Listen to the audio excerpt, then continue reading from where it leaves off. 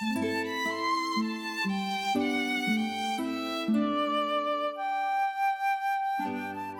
folks. We are in Parashat Yakhel Pekudey, at the end of Sefer Shmot, the final description of the building of the Mishkan, or the actual building of the Mishkan, after all the instructions came earlier.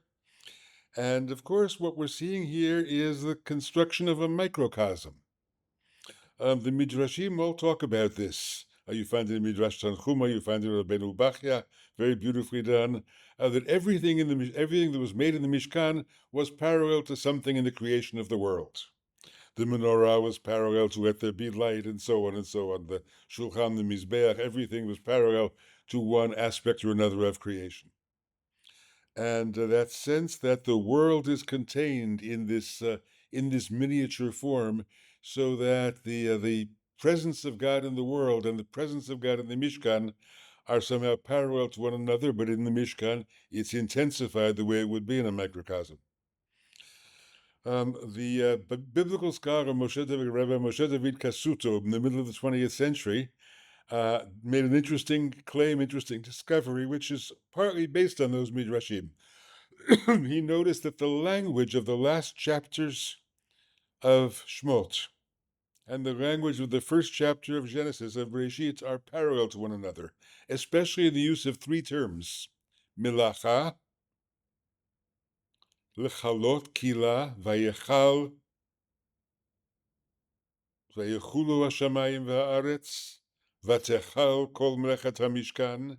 Everything was completed in the same way, that same interesting verb, lechalot, kaf lamed hey, meant also bracha. Moses blesses the Mishkan the way God blessed the creation of each day. And there is a sense that somehow, Kasuto claimed that Breshit and Shmot became a single unit at one point. And the editors of the Holiness School created this parallel in order to show that this is now a complete universe, the macrocosmos and the microcosmos, all one. To understand this, I'd like to turn to an earlier source even than the Midrashim, and that is Sefer Yetzirah, a very strange little book. We don't know much about its authorship or even its date. There's much controversy among scholars about when it was written, but it's the first abstract text in Hebrew. And in its third chapter, it talks about three domains: Olam, Shana, Nefesh. They can be translated as space, time, and human consciousness. Everything that exists in space, say the commentators in Sefer Yetzirah, exists in time. Everything that exists in time exists in consciousness. God is beyond them all. These are three categories that stand in the presence of a transcendent God, but God is present in each of these realms. And indeed, historians of religion have said exactly that religions all over the world tend to sanctify space and sanctify time. They find holy places and they find holy moments. And both of these, of course, are conveyed by the human soul. The human soul is the receiver of this gift of holiness. We would say also, I think, the creator of this gift of holiness in the realms of time and space. My teacher Heschel wrote a book on the Sabbath in the 1950s that was a tremendous sensation when it came out. And in it he claimed that Judaism was unique in a certain way, that it sanctified time over space. Rather than having holy places, we have holy moments. And he used that as an approach to teaching values in general, that we valued moments more than things, more than objects. And it was a critique, of course, of contemporary American and Western civilization.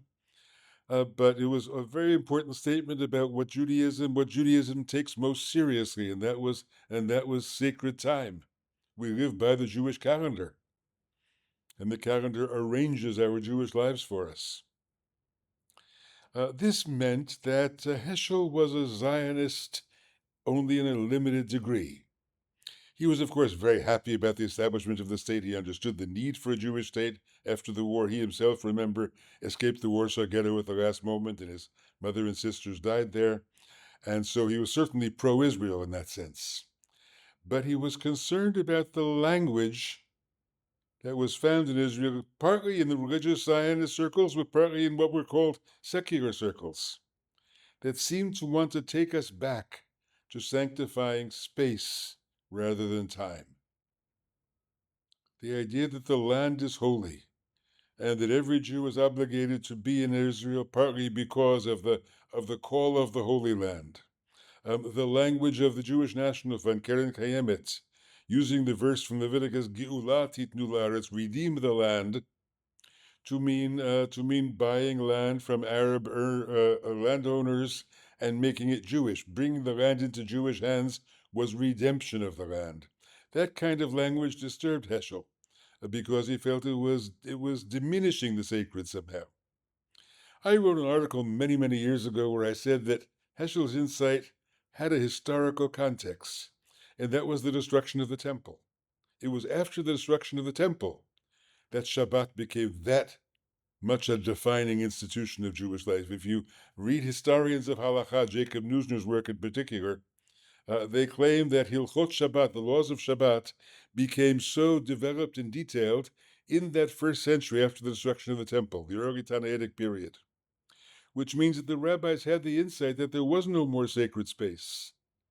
Sacred space had been destroyed, had been removed from Jewish life in a violent way.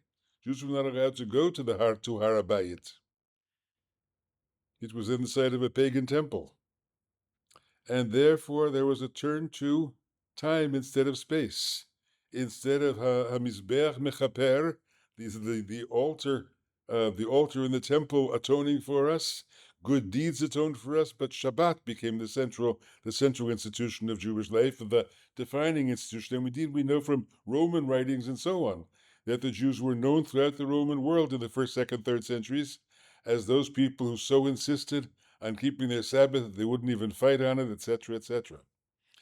And that was the context of this move.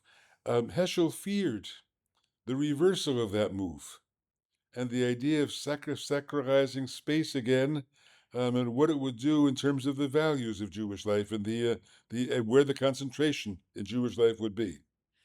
So yes, he supported Israel, but he did not support the transformation of Judaism back into a tradition that primarily sacralized places.